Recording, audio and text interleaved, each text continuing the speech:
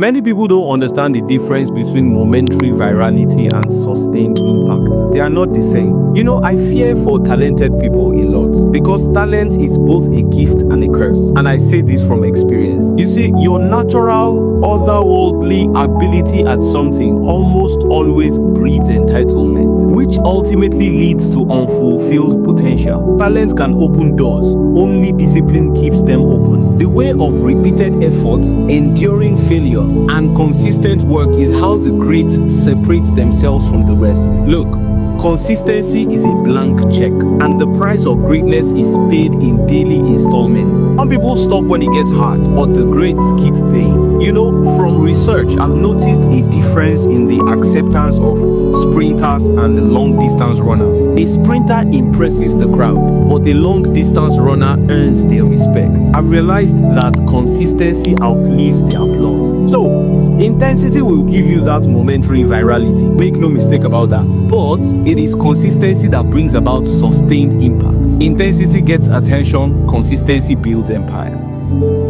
Money loves speed. Speed is your competitive edge. You see, it's like we never fully understand that the faster we move, the quicker we learn and adapt to market demands. Look at Zappos, for instance. Do you know that this big shoe retail company never started with a warehouse full of inventory? The founder, Nick Swinmurn, tested his idea by posting photos of shoes from different local stores online. When someone placed an order, he would go to the store, buy the shoes and ship them by himself. Similar story for Mark Randolph and Reed Hastings when they started the company Kibo that later became Netflix. They went to the post office to mail the VCD by themselves the very morning that they got the idea. In both scenarios, the founders got instant feedback from the market as opposed to spending hundreds of hours and resources trying to perfect the idea. And I think much of this is what we've been taught about failure. Growing up, failure was termed a very negative thing. But in business, failure is not negative, it's just feedback. That's how you learn what doesn't work. Reid Hoffman said,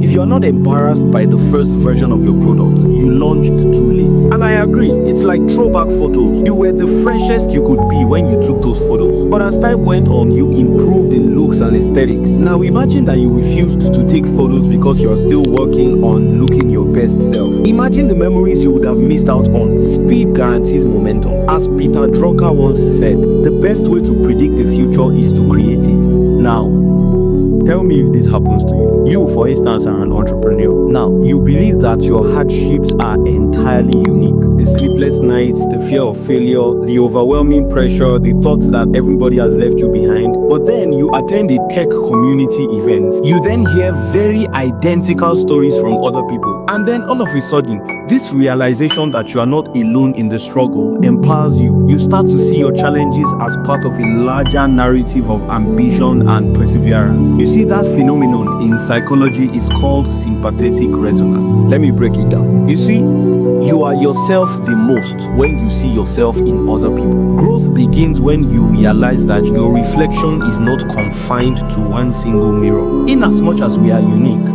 we are strongest when there's external validation for our perspectives and experiences. We can't help it. That's just how we are designed as humans. There is a reason why Aristotle said man is a social animal. Even the good book says, in the multitude of counsel there is safety. Carl Rogers once said, what is most personal is most universal. But that's why Cat Williams also said, that's why we are the same, because we all think we are different. Look, what am I saying in essence? Your experiences are not isolated. You can do life on your terms, but you don't have to do it alone. Embrace your individuality and your shared humanity. You'll need both. Your tribe is out there. Find them.